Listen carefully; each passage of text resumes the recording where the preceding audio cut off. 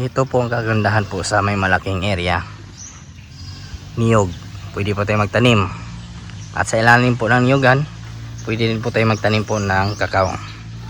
So yan, pwedeng pagpirahan. At maliban po sa ilalim ng niyogan, pwede rin po tayo maglagay po ng dragon fruit. So yan po. At andito po tayo sa pangalawang farm po ni Sir. Yan po si Sir. Naghahanda na po ng pangkain po sa kanyang mga kambing. Napakaganda po ng area ni Sir dito sa Tampakan. Hindi lang po manok yung pwede nating alagaan, pati po mga hayop, kambing. Kung hindi naman po kambing, pwedeng magdagdag po ng pato, pabo. Yan, napakaganda ng area ni Sir. Sa gilid din po ay meron pong mga maliliagwa na nakakatulong din po na pangtipid sa pagkain po sa kambing, manok, pabo. At yan ang si Sir, oh. Naghahanda na po ng kanyang kumpay para sa kanyang mga kambing.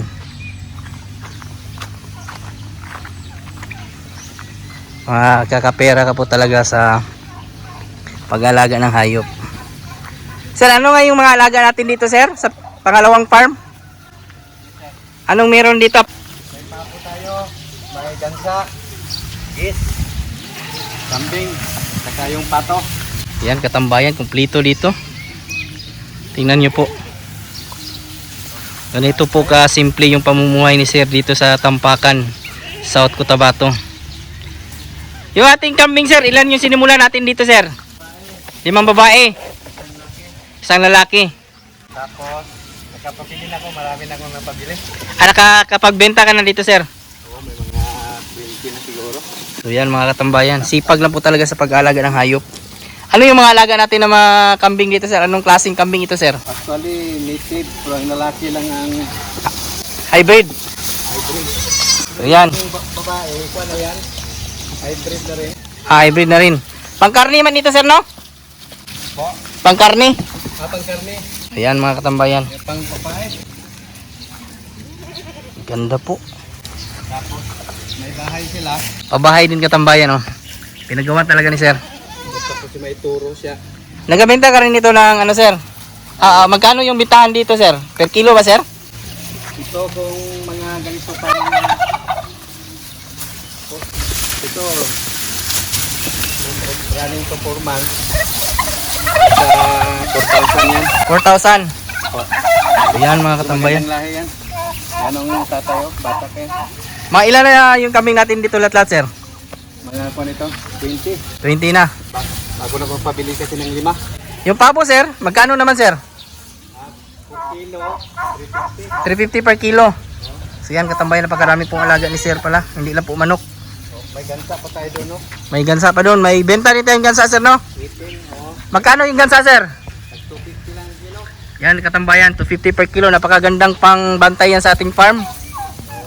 Mag-iingay po yan pag hindi po kilala. May pato pa doon, no? May pato pa nga dito katambayan, no? Sa pato, Sir, benta rin dito, Sir. Po. Magkano, Sir? Tagpuan lang.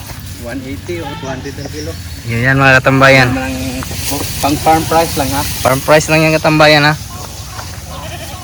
So, yung mga kinukuha natin na pagkain sa kambing, Sir, no? May taniman tayo, Sir, no? So, may 2 hektarya katambayan sa para sa ano talaga, para sa kumpay. At hindi lang po kasi kambing rin po, meron din po palang baka si Sir doon sa ano, nabanggit na 2 hectares po. Mayroon akong 3 anak. Ano, Sir? Kambing. Yung kambing na yan, Sir, magkano, ilan, Sir? 3 yung naging anak niya. Upgraded na ito, Sir. Upgraded yan. Yan. Yung lalaki. Ang ano, Sir, taba ng ating mga alagang kambing, Sir. O, tanong mo lang ng tubig. May kumpay. Kumpay. Karaniwan talaga, Sir, kumpay yung pakain, Sir. O, may kunting darak. So, darak yung katambayan. Tapos, Ano dito sa kabila, Sir? May ano pa tayo dito? Alaga? itong mga pato natin. May pato pala. Hindi to pala yung maraming pato katambayan, no? O, yan. Yan, oh. Para malinis ba? So yan katambayan. Oo. Tagkaan sila ng Maridiagua. Sila nang tagalinis doon sa akin. May Maridiagua din katambayan, no? Kompleto talaga dito. Okay, kailangan may tanim ka ito. Nagpatanim nga ako ng Ano sir? hindi ko pera. Ano yan sir? Pagkain ng yung malalaking green doon. Ah, yan. Pagkain din ng ano sir? Kambing. Kambing. Yun ang gusto-gusto ng kambing. So yan katambayan, no? Malbiri. May mga similya ko niyan, pabili rin. Kung sa nursery, kita ko So niyan. yan katambayan. Yun ang hindi ko pera. Ah, Kita yan. mo, mga tanim ko. Parang malunggay. Oo. Galing yan ng, yung sa Bansalan. Yung sa Baptist. So, sa ngayon sir, nagabinta ka rin po ng kambing sir. Oo. Kung may bibili. Oh, pabinta ko na yung mga maliliit kay nasa mga yan. Magpunta siya dito kung may kailangan. So yan. Yung ating pabo sir, no? Sa mga gusto rin pong bumili sir, no? Pwede rin po sir, no? Basta tingnan yung kambing ko. Opo, pabo. Yung mga kambing natin. Nalulusog ng kambing sir, no? Malilinis ang kwan yan. Yan, malilinis yung puwitan sir, no? Kasi kwan yan yung sa purga.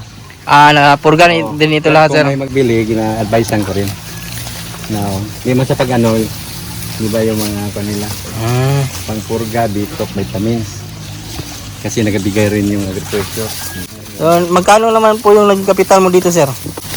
Yung capital ko, yung binili ako nung tag 6,000, 7,000, yung nanay, Yung nanay. Ano yan sir? Pwede na yan pakasta o hindi pa? ready. Ah, ready kasta na siya. Tapos yung tatay lang mahal ng 10,000 yan. Ah, yan yung binili mo sir. Opo. Kasi hindi pwedeng inbreeding. Yun nga sir. Dapat gaya rin ng manok. Tama sir. Yung sinabi ko kanina yung itik, pato ang nanay. Pato ang nanay. Kaya ano, Pero makita mo, magkaibigan na yun. May teritoryo lang sila. kumbaga ano, hindi man ito territorial din yung mga ano sir, no? Ito lang pabo. Yung pabo lang yung territorial. Ito naman, magaling ito mag-squat ng pagkain. Kaya kung anong mga leftovers ng kanding, Kinakain nila. yan Sir, dito sir, nilinisan talaga yung ano sir. malinis pala. Malinis talaga katambayan, no? Yun, paanohan nila. Patulugan. So dito nilalagay pag gabi na sir. Pakyat sila. Kusa na sila akyat. Oh, mayroon na yun. Yung may magpaiwan dito. Meron dito may sa ano katambayan, no? Tingnan niyo po. Guide man din sila. Napakaganda ng kambingan ni sir. Yung simple lang good na, yung area. Oh, simple lang ba? Kakampiri ka. So dati sir, yung po yung mga ano dito damo ubos talaga. Ayan o. Linis talaga katambayan yung kagandahan sa ano. May kuwan ka. Hayop. Pero malulusog, malalaki din yung mga kambing mo sir ba? Nakataba sir. Dapat yan talagang vitamins, injection, yung pangpurga. Talagang kuwan yan, yung monitoring mo ba? Monitoring talaga sir lang. Tapos pagkain nila, may molasses din ako. Ayan. So yung ating kambing sir, hindi naman nauubusan ng pagkain sir, no? Marami naman sir, no? Marami kasi Marami ka rin tinatanim sir ng mga ano sir, ginamawer natin dyan. Kaya yung mga damo, pira pinapakain. yan. Oh, yun, daming damo dyan. So yan katambayan. Ilang hektarya nga dito sir? 3 lang ito dito, sir. Oh, 3 ito katambayan. Yung baka natin sir, mga ilan din yung baka natin sir? Sa kabilang farm sir, mga ilan yun doon sir? Nasa mga 20 lang. 20. Kayo din yung nagpapa ano sir, may mga inahin din. Oo, babae nga sa may turo ako doon. So yan mga katambayan, grabe. Yun ang tataba ko rin dito. Yan. Kung farming, isa ko lang nyo. Sako lang yung ipot sir, no? Oo, yung ginita nyo. Ginagawang fertilizer para sa mga ano, Pagka mga damo. mag-decompose na ito, Pwede na ilagay. so yun ang iba natin. So yan katambayan, lahat pwede magamit talaga basta diskarte lang. Walis na walis lang. Sa isang araw sir, ilang bisis tayo nagpapakain sa kambing sir? Kuan, umaga, hapon. Maghapon lang. Tapos, kunting alam na nila kung magdala ka na ng darak. Yung tubig sir, Meron tayo. nagainom din sila. May tubigan na yan. May tubigan na rin. Ang ibig ko sabihin ng tubigan, yung meron niyang nakalagay. Okay. Tapos meron niyang molasses. So yan. Tuturuan nila. Okay, dapat meron Ito, mga ganito. kung ganito, yung doon. Yan mga katambayan. No? Oh. Naka-range lang talaga yung mga kambing dito. Napakalulusog. So yan po. Talagang may pera sa farming sir, no? Oo. Kuwan lang. Medyo una-una hilig-hilig talaga. Dapat mahilig ka lang talaga. Hilig ko talaga kay parang ito na yung opisina ko tapos ako nang retire na dito na ako. So yan katambayan, no? Bali libangan na nagkakapera ka pa. Tapos kung may birthday, may Pwedeng makatay. tatay. Madami dito katambayan, napakaganda, napakasimple lang po ng area ni sir. Bahay ko nagabili, yung pangalaga nila magpili sila. Ayun mga kapitbahay din sir, isa din yan sa mga market natin sir, no?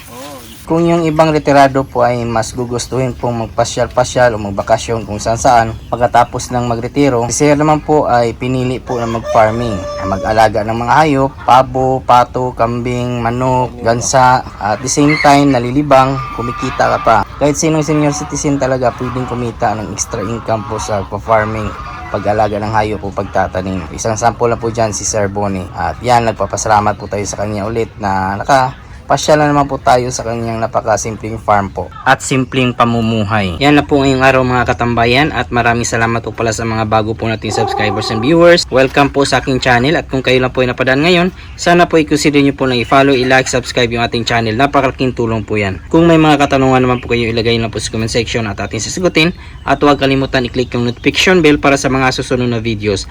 Maraming salamat po pala King's Vita Plus Animal Feed Supplement, Panamox, Panamox Forte, Worms Togo, Intenso Plus, Intenso Premium, and Intenso Power Stag.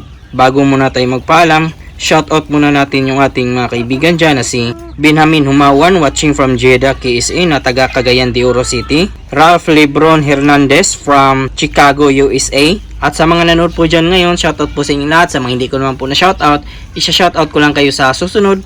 Maraming salamat, God bless at ingat po kayo palagi. Bye bye!